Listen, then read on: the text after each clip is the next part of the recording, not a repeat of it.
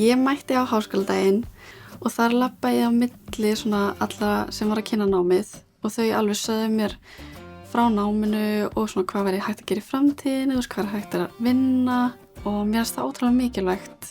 Það sem ég fekk út úr því að fara á háskóladaginn var í rauninni bara svona að fá að tala við fólkið, að fá að kynnast svona náminu frá einhverjum sem var að upplifa námið.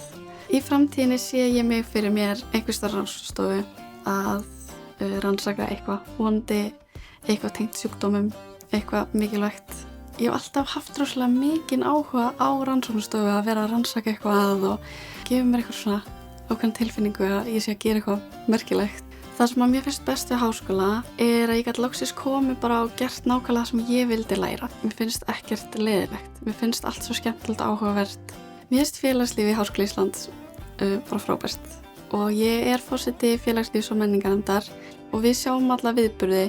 Við vorum með Smitten-laugina og Ólympíuleikana á Októberfest og það var ógeðslega gaman.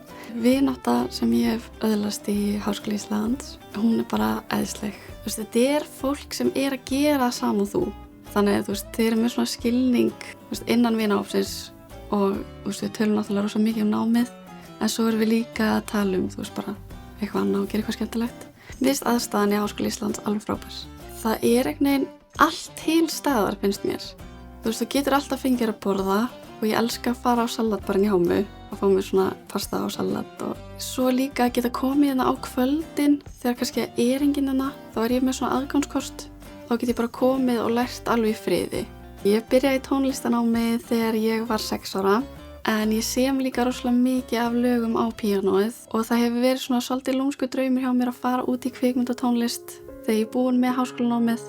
Já, væri kannski gaman eftir skólan að kannski klára framhaldsprófið í píanó og gera eitthvað meira með það líka.